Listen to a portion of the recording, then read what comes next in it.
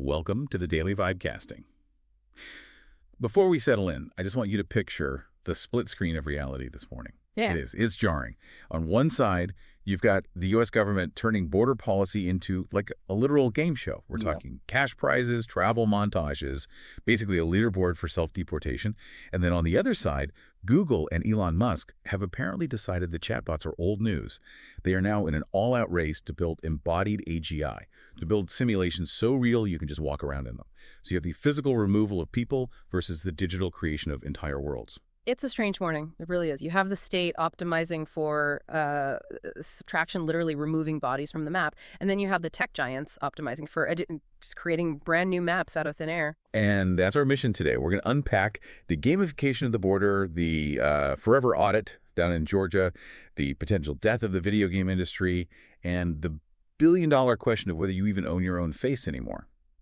So let's dive in. We have to start with this story that is just lighting up every single feed. The administration is moving fast and they're getting, well, creative. Let's talk about the Department of Homeland Security. There's a viral campaign from @DHS.gov that is turning heads for, I don't know, all the wrong or maybe all the right reasons. They're offering a, quote, huge incentive for voluntary self-deportation. Incentive is such a corporate word for it. It feels more like a buyout, the kind you give to a manager you want to just retire early. Right.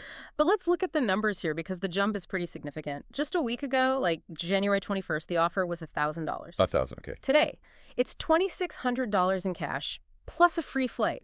Plus, they'll forgive your fines. That's almost a triple increase in 1 week. It's the marketing, though, that actually unsettled me. They put out this video montage, and I want you to picture this. It's got Home Sweet Home playing over these beautiful cinematic shots of like the pyramids and the Azadi Tower in Iran. And it literally has a text overlay that just asks, homesick. Yeah, it feels like an ad for a travel agency. But you see what they're doing psychologically, right? They're reframing deportation, which is this traumatic legal thing, as repatriation, a homecoming. That's the user experience design for expulsion. It is. But that price hike, going from $1,000 to $2,600 plus a flight, that tells me the first offer was a total flop. This is them finding the right price in real time. But here's the cold calculus behind it. Forced removal is expensive, really expensive. Right, that's what we're talking. To arrest someone, detain them, process them, and then charter a secure flight. It costs the government about $18,000. $18,000. Right. So if they can get you to agree to leave for, say, $2,600 in a commercial ticket, let's call it $3,000 total. They're saving $15,000. Wow. So it looks benevolent, Here's some cash to start over. But it's pure balance sheet management. They're trying to clear a liability. And the tone really reflects that. The campaign says, and this is a direct quote, avoid the discomfort of not knowing when we're going to arrest you. It's the carrot and the stick in one push notification. Okay. Exactly. It's efficient. Yeah. And efficiency is really the key word for this administration. But while they're cleaning house at the border, they're also doing some spring cleaning in the past. We have to pivot to Georgia. Right. I saw the post from Ed Krasen about the FBI raid in Fulton County. I mean, it's 2026. They were talking about 700 boxes of ballots from 2020 being seized. 700 boxes. It's unbelievable. It's the forever audit. But what's fascinating to me is the distrust from the local officials. You have a Georgia state senator, Josh McLaurin, publicly saying he thinks the Trump administration might actually get access to those boxes and, alter the evidence. That we're stuck in a time loop. Yeah. 6 years later, still fighting over paper. That's the feature, not the bug. I mean, whether they find anything or not is almost beside the point. The raid itself keeps the grievance alive. It keeps the base fired up. But you have to contrast that chaotic energy with the mood inside the White House right now. Oh, absolutely. Yeah. The vibe shift is palpable. Gunther Riegelman posted a clip from a cabinet meeting. It's Trump and VP J.D. Vance, and they're joking around. Right. Trump's bragging about how his meeting was under 30 minutes, and Vance is cracking jokes about only being there for the coffee. Well, it's easy to have chemistry when you feel like you're winning the narrative war. But look at the management style he's signaling. He's saying, my meetings are a tight 30 minutes, not like Biden's long sessions. It's a power move. He's projecting this kind of breezy corporate confidence while everyone else is panicked about dusty ballot boxes. It really is a split screen. Chaos in the courts, comedy in the cabinet. But speaking of split screens, we need to move to the main event. If you thought politics was moving fast, the tech wars just went nuclear.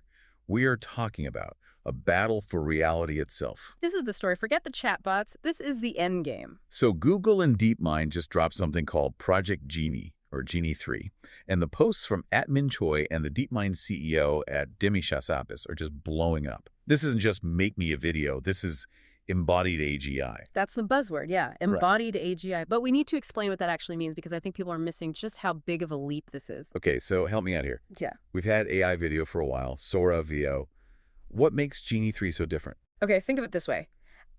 AI video, like Sora, is basically just predicting the next pixel. It's like a dream of a movie. It doesn't actually know what a car is, it just knows what a car looks like. Right. Genie isn't doing that. Genie is predicting the physics. It understands that if you jump, gravity pulls you down. If you run into a wall, you stop. It's not making a movie. It's building a functional world that you can control. So when I see these posts of people recreating levels from Final Fantasy VII, they're not just watching a clip of Cloud Strife. They're actually playing as him.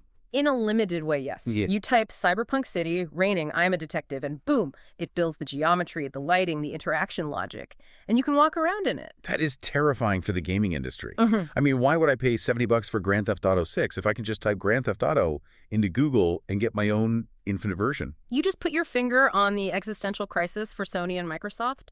The entire business model of gaming is built on scarcity. We spent 5 years making this one map. If Google can generate 1 million unique maps in 5 seconds, the value of a pre-made game just collapses. Why buy a game when you can just prompt one into existence? But of course, Elon is not letting Google have the spotlight. My feed is just wall-to-wall XAI. They've launched this Grok Imagine API, and everyone from @Elon Musk to @XFreeze is hyping this new no-prompt update. And see, XAI is taking a totally different approach. Google's going for playable and deep. They want to build worlds. XAI is going for fast and creative. They want to own the social media feed. The no-prompt feature is spooky. You just upload an image, say a picture of a samurai, and the AI just infers what you want, adds sound, adds motion, and creates a story. You don't even tell it what to do. That's the killer app. It removes the friction of creativity. I saw this post from @Dvorov, an incredible animation of aliens flying a ship. It looked like a high-budget movie, and the AI did all the heavy lifting. But isn't that, I don't know, doesn't that take something away? I saw one user complaining that the AI has, quote, reduced adherence to custom prompts. Basically, the AI is saying, I know what you want better than you do. That's a trade-off. We're moving from computer do what I say to computer just surprise me. XAI is racing to be the fastest and cheapest. But my cynicism kicks in here. Is this actually creativity, or are we just building a fire hose of infinite content slop? Yeah. If everyone can make a movie in 15 seconds, does anyone care about movies anymore? That's the question. When everything is special, nothing is. But let's take this idea of simulation versus reality and look at the one place where you absolutely cannot fake it. Space. Physics doesn't care about your prompt. Exactly. And we've got a huge contrast today. First, Ed Interestingale posted the footage of SpaceX catching the Super Heavy booster midair. Again, that's the second time. Mechazilla. It sounds like something from a comic book, but it's just operational reality now. It's starting to look almost routine, which is crazy. And then at IAmismX posted this quote from Elon Musk that I think just perfectly captures the whole philosophy. He said, make it work first. You can make anything work on PowerPoint. Oof. That is a direct shot right across the bow of the entire legacy aerospace industry. For decades, space was about proposals and white papers and, really nice slide decks. Right. Musk is just saying, I don't care about your slides. Go catch the rocket. And speaking of slides, we have to talk about NASA. They just dropped a trailer for something called Moonbound. It's a docuseries about the Artemis II crew. Yeah, I saw that. It's a trailer. It's a trailer about training. And it's beautifully made, don't get me wrong, but the contrast is just brutal. You have SpaceX literally catching a skyscraper out of the sky, and NASA's releasing these high-production videos about planning to go to space. It's the difference between a hardware company and a bureaucracy. NASA has to sell the story to Congress to get its funding. SpaceX just has to make the physics work to get revenue. But I think while everyone was watching the rocket catch, we missed the bigger story. You mean Stargaze? Yes. Starlink announced they're using their 30,000 satellites to track space debris. And here's the kicker. They're offering all that data for free. That sounds incredibly generous. Yeah. Helping everyone avoid collisions. It sounds benevolent, sure. But look at the second-order effect.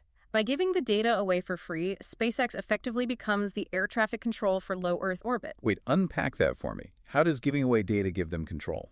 Well, if every other satellite operator, China, Europe, Amazon, starts relying on SpaceX's data because it's the best and it's free, then SpaceX becomes the standard. Got If it. they say, hey, it's not safe to launch right now, you don't launch, they are privatizing the regulation of space by just having better eyes than anyone else. It is a masterclass in soft power. That is a brilliant play. They own the map, so they own the road. Oh, Okay, let's bring this back down to Earth, or, Uh-huh. well, to the internet. We need to talk about a number today that just made my jaw hit the floor. the Cobby Lame deal. Yes. Yeah. At Colin Rugg reported that Cobby Lame, the guy from TikTok who got famous for not saying a single word, just signed a deal worth $975 million. Almost $1 billion. And what did he sell? His digital twin rights, his Face ID, behavioral models, and the irony here, his voice ID. He sold his entire likeness to an AI company. I mean, this is it. This is the peak financialization of being a human. Think about it. Cobby became a meme because his silent expressions were universal. He transcends language. Right. So now he's just created an AI asset that can do that for him forever. So the idea is he never has to film another video again. He doesn't have to wake up. He doesn't have to be in the mood. The AI Cobby can churn out reaction videos 24/7. It can react to 10,000 videos a day. It's the ultimate passive income. He basically just IPO'd himself. He did. He became an asset class.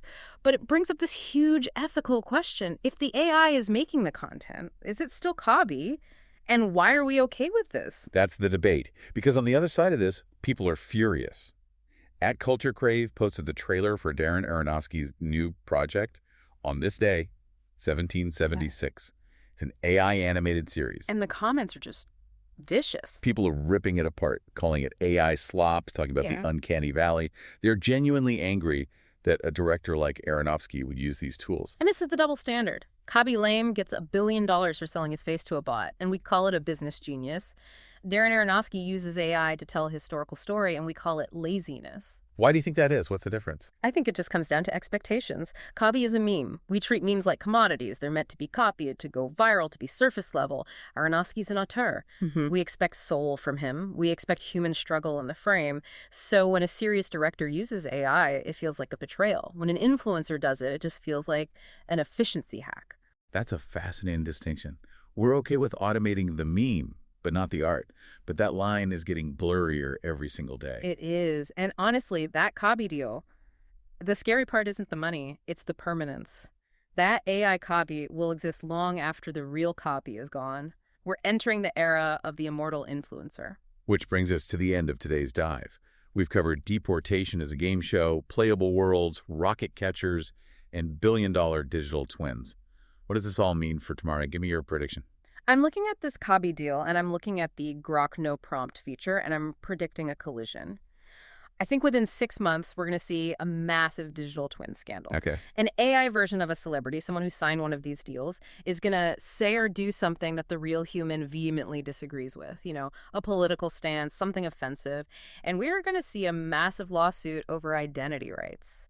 Can you sue your own digital twin for defamation? I think we're about to find out. Man, the courtroom drama for that is going to be generated by AI. I'm sure of it. That is it for today. The world is moving fast. The simulations are loading and the vibes are casting. Keep your prompt sharp. We'll see you tomorrow.